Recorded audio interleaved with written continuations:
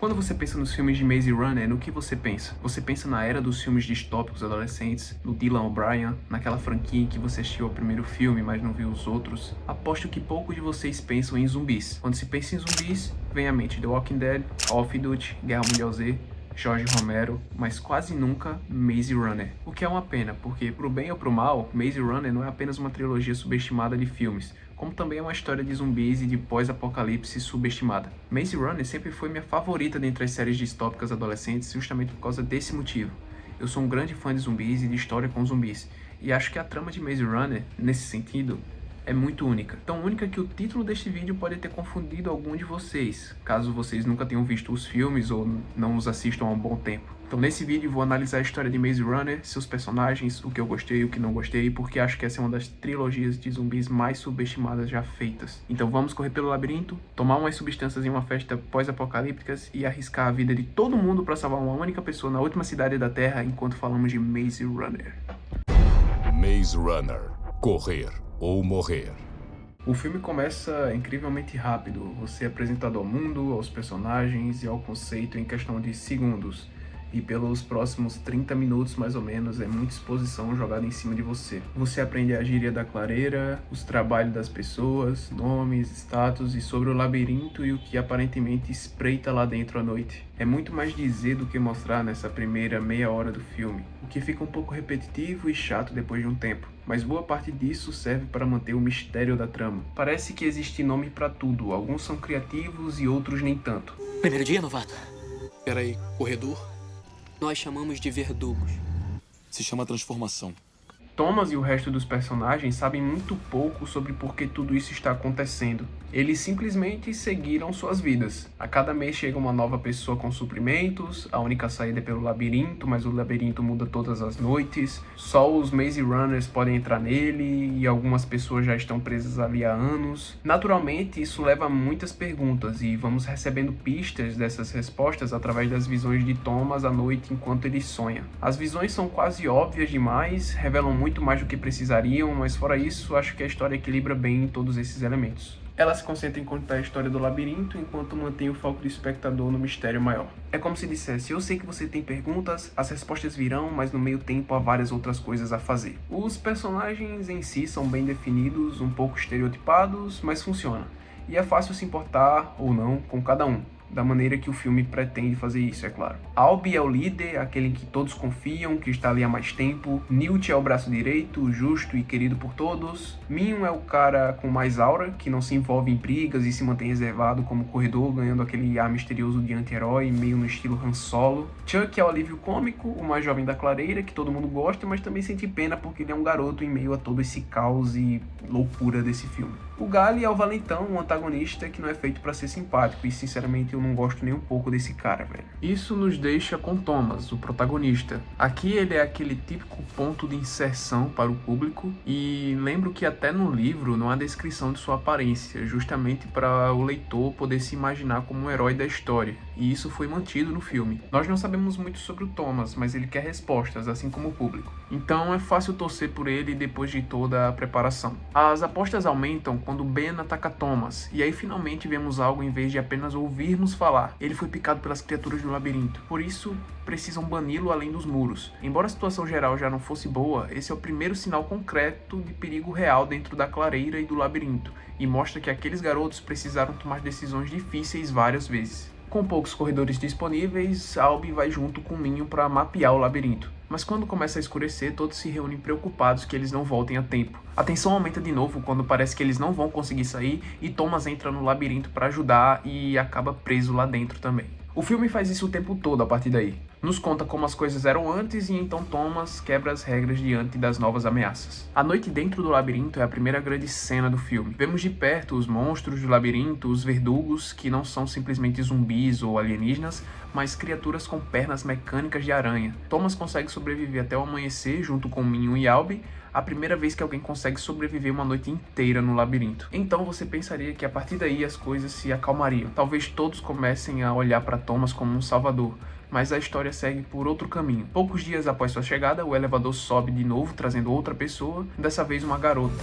Não só isso, uma garota que reconhece Thomas, traz a cura para as ferroadas dos verdugos e carrega um bilhete dizendo que ela será a última pessoa enviada para a clareira. Gali continua obcecado pelas regras, o que é irritante, mas ele também tem uma certa razão. Tudo estava normal na clareira por anos, e aí Thomas chega e em 3 dias tudo sai do controle. Eu até entendo o ponto de vista dele, mas por outro lado, Thomas fez coisas enormes em apenas 72 horas. Matou um verdugo, descobriu o esconderijo deles e uma possível saída, além de salvar Albie, que desperta e revela que tudo aquilo é culpa de Thomas. Só que essas revelações vêm acompanhadas de mais consequências. As paredes não se fecham à noite, como sempre faziam. Isso leva a um banho de sangue provocado pelos verdugos. Thomas tem um momento heróico quando se infecta de propósito para conseguir respostas, mas a grande revelação da visão nem é tão clara assim. Mais uma vez, em vez de mostrar, o filme apenas conta. Thomas revela que ele e Teresa trabalhavam para Cruel, o que é uma boa reviravolta, mas também reforça a maior falha do filme.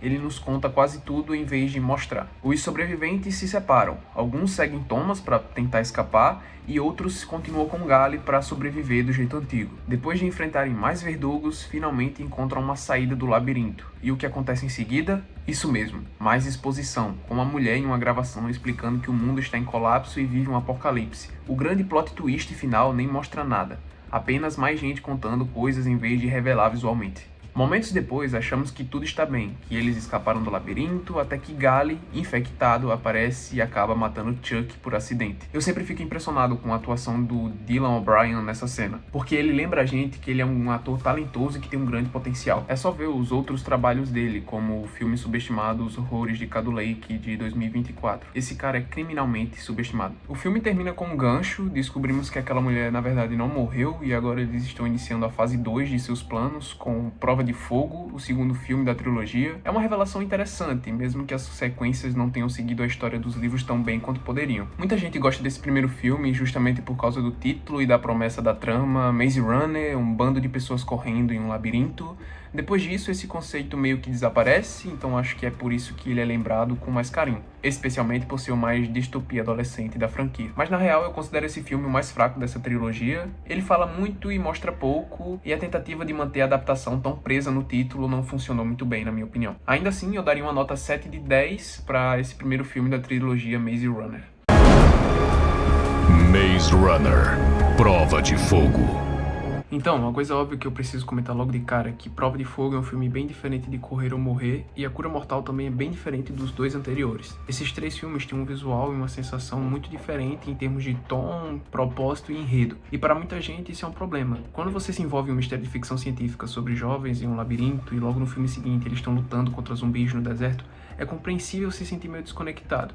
Isso também aconteceu comigo por um tempo, especialmente quando esses filmes estavam sendo lançados, mas com os anos passei a gostar muito dessa diferença entre eles. O começo do filme se passa em um bunker subterrâneo, para onde todos foram levados depois do labirinto. Imediatamente as cores, os personagens, as roupas, tudo é diferente. E ainda assim o visual funciona muito bem. Preciso mencionar isso, já que muita gente compara com Jogos Vorazes, mas A Esperança Parte 1 também se passa em um bunker, e aquele filme é monótono, cinza e bem ruim visualmente. Já Prova de Fogo consegue entregar um clima parecido, mas de forma envolvente. Não posso deixar de mencionar também que o primeiro ato desse filme é basicamente a cópia da segunda temporada de The 100, só que resumida em mais ou menos 15 minutos. O ritmo desse filme é ainda mais acelerado do que o primeiro, mas na minha opinião isso funciona para apresentar riscos, enredo e personagens de um jeito que faz sentido, mesmo que às vezes seja rápido demais. Isso acontece porque havia muita coisa para mostrar. Ainda assim, não há cenas sobrando nesse início. Thomas e os outros conhecem novos aliados e inimigos, descobrem que ainda estão sob controle da Cruel, escapam da instalação e 8 pessoas fogem até chegar a um shopping abandonado. Apesar de termos ouvido falar do apocalipse na gravação do final do primeiro filme, essa é a primeira vez que realmente vemos esse mundo pós-apocalíptico de perto, e é isso que quero destacar. Os roteiristas, o diretor e os produtores provavelmente concordaram que o primeiro filme foi muito mais falar do que mostrar. Então, Prova de Fogo corrige isso, mostrando de fato as coisas em vez de apenas narrar. O cenário destruído, os vestígios de pessoas do passado, a luta para ter energia elétrica e, claro, os zumbis. Em uma cena caótica, os 8 personagens tentam sair do shopping e parece que todos conseguiram. Bom, quase todos. Só 7 saem.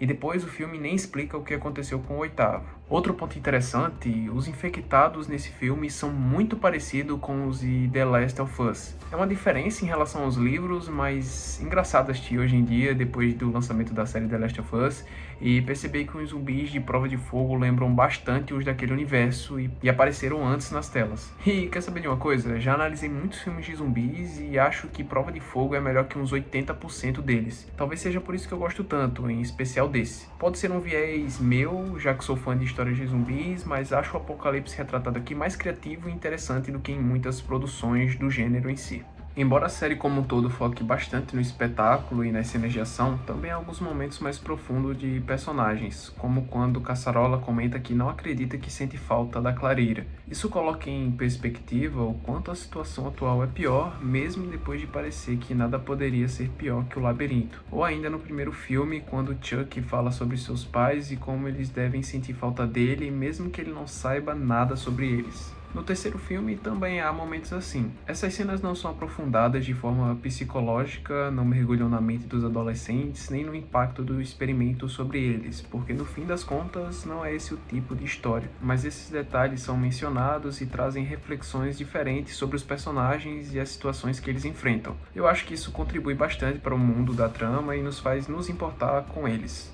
Esse filme também segue a mesma fórmula de aumentar os riscos, como no primeiro, mas acrescenta elementos de esperança e novamente de mistério. Não sabemos em quem confiar, até quando conhecem Jorge não dá pra ter certeza se ele é confiável ou não, e as coisas não começam nada bem. Outro ponto é que o filme equilibra a nova linha narrativa e seus riscos com o drama adolescente que permeia a série, já que agora há um triângulo amoroso entre Thomas, Teresa e Brenda. Isso poderia ser visto como algo forçado, mas para ser honesto eu realmente comprei essa ideia. A química entre os atores funciona e é fácil torcer por um lado ou por outro. Eu pessoalmente nunca confiei na Teresa nem nos livros, então eu torcia para que o Thomas se deixasse levar pelo que a Brenda estava oferecendo ao invés de ficar preso na Teresa. O que acontece de fato é um pouco diferente, mas mesmo assim não acho que seja um triângulo amoroso ruim, até porque não é o foco principal da trama. Dito isso, toda a sequência da festa sob efeito de drogas é estranha, principalmente porque é o ponto mais explícito do triângulo amoroso, quando Thomas vê o rosto de Teresa. Pessoalmente achei que isso não foi bem construído, como se tudo tivesse levado a isso, mas do nada desce um salto brusco mostrando a cena. Mas novamente, não posso reclamar tanto, porque pelo menos o filme mostra as coisas em vez de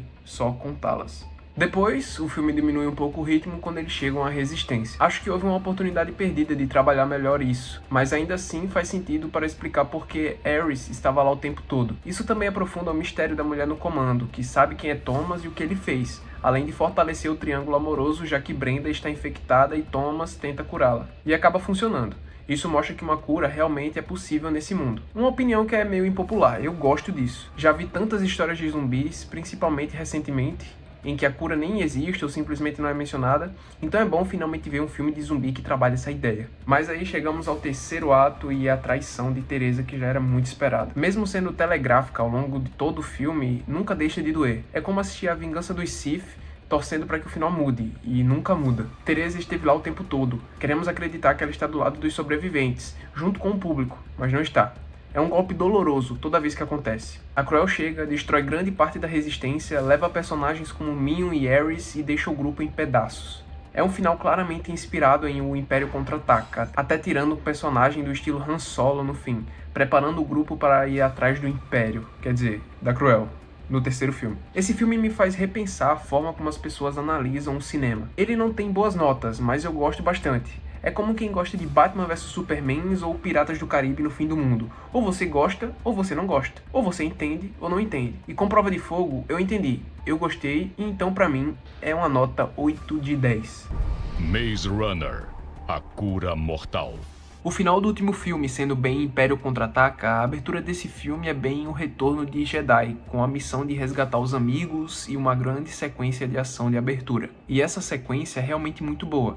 Dá pra perceber que muito disso foi feito em um set de verdade com um mínimo de CGI envolvido, e isso torna a cena de abertura empolgante, mas talvez tenha sido realista até demais. O que quero dizer com isso é que esse filme saiu em 2018, um pouco depois da era das distopias adolescentes, mas durante as filmagens, Dylan O'Brien sofreu um acidente grave que forçou a produção a ser interrompida por meses. Felizmente ele ficou bem, mas talvez por já estarmos depois do auge das distopias adolescentes, não tivemos A Cura Mortal parte 1 e 2, como vimos em várias franquias. Começou com Harry Potter, depois Crepúsculo, depois Jogos Vorazes e então Divergente, que nem chegou a terminar. Isso poderia facilmente ter acontecido com Maze Runner também, então desta forma talvez esse seja o lado positivo da coisa toda. A missão de resgatar os amigos é um sucesso e dessa vez ninguém se machuca. Uau, deu mais certo do que eu pensava. Mas logo depois descobrimos que a missão não foi tão bem sucedida assim, já que não conseguiram resgatar o Minho, o que é uma reviravolta bem interessante. Depois disso, toda a trama do filme gira em torno de resgatar o Minho, porque ele é um personagem que nós conhecemos e, claro, queremos que ele volte. Mas e todas as outras crianças? Ninguém menciona nada sobre elas. Toda a motivação de Thomas, Newt e Caçarola é só resgatar o Minho. Acho que até uma menção rápida às outras crianças teria feito a diferença nesse filme. Depois vemos o que a Cruel está fazendo com as crianças, fazendo-as enfrentar seus maiores medos e extraindo a cura dessa forma. Mas, peraí, isso não é basicamente Monstros S.A.? Será que Maze Runner é secretamente um prelúdio de Monstros S.A.? Falando em comparações, com um zumbi sendo claramente inspirado em The Last of Us, o filme trata de uma jornada pós-apocalíptica pelo país para recuperar algo, sim, mas também fala da vingança, o que o torna bem parecido com The Last of Us Parte 2. Sobre os diálogos, eles são meio óbvios, temas e elementos da trama muitas vezes são simplesmente falados em voz alta, nada inovador, mas cumprem o necessário para contar a história. Para uma ficção científica adolescente e pós-apocalíptica já é o suficiente, como quando Newt comenta que antes eles passaram tanto tempo tentando sair de um labirinto e agora estão tentando entrar em um outro labirinto, que é a cidade.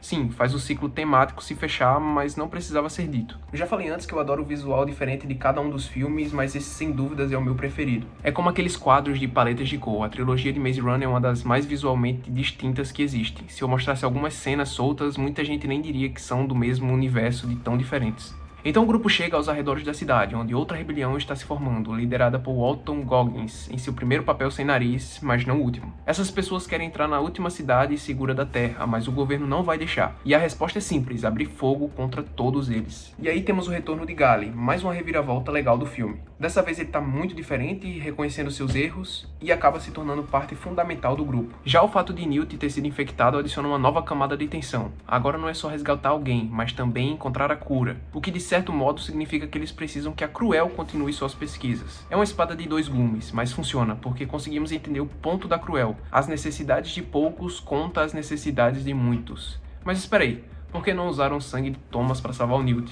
Eu entendo que havia pressão de tempo e que não tinham certeza absoluta de que o sangue dele era a cura, mas sério, funcionou com a Brenda, por que não tentar com o Newt também? Essa parte sempre me deixa muito confuso. Depois, com a ajuda de Gally, eles entram na cidade, capturam Teresa e a obrigam a ajudar na infiltração no complexo da Cruel. Toda essa parte é bem planejada e executada, exceto pelo fato de que Thomas praticamente se entrega só de olhar para Jensen. A ação nesse filme é muito bem feita, as cenas são bem filmadas, empolgantes, sem aquele exagero de câmera tremida. Dos três filmes, este é o melhor no quesito ação. Eles se reencontram com Minho numa cena emocionante e depois saltam de um prédio para a água. Um plano bem perigoso. Achei que a água teria meio metro de profundidade e parecia mais um risco de afogamento para qualquer cidadão que passasse por ali. Quem que projetou essa cidade? E as coisas continuam. Temos a cena do ônibus e o guindaste, que é divertida, mas talvez a parte mais irreal de toda a franquia, e eu acabei de falar de um lago ornamental com 6 metros de profundidade. No fim, eles conseguem tudo o que precisavam. Resgataram as crianças, conseguiram o soro, mas aí surge a questão: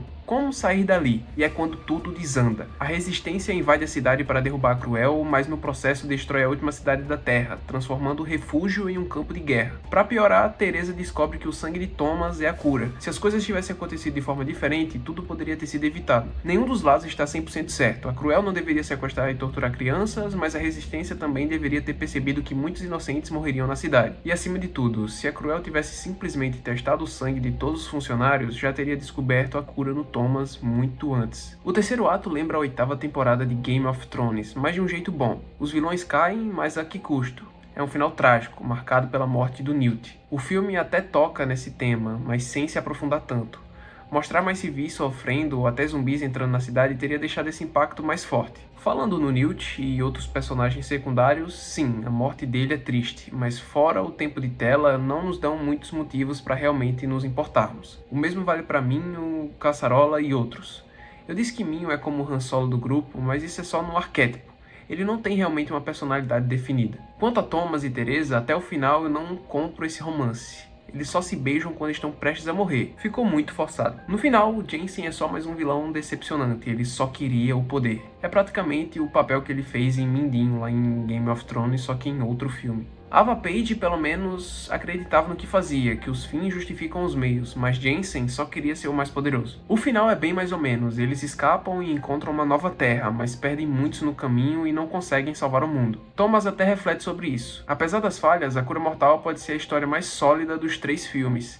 Sempre fico entre ele e Prova de Fogo, mas dessa vez gostei mais de A Cura Mortal. Então dou uma nota de 8.2 de 10. Reassistindo e pesquisando para fazer esse vídeo, descobri que existem mais livros de Maze Runner, continuações e até mesmo prelúdios. Eu até ia falar que a franquia estava meio que perdida e sendo esquecida no meio dessa era de reboots e remakes, mas não é verdade, porque eles estão planejando refazer a trilogia Maze Runner. E essas são minhas impressões sobre essa trilogia de Maze Runner que eu tanto gosto. Acho que cumpre bem o que se espera de uma ficção científica adolescente e gosto muito da visão única de apocalipse zumbi que eles apresentam. A série foca mais na ação e nos cenários do que nos temas e personagens, e se tivesse dado mais tempo para explorar isso, acho que seria visto com mais carinho hoje em dia. Ainda assim, eu considero uma trilogia muito subestimada, especialmente no gênero de zumbis.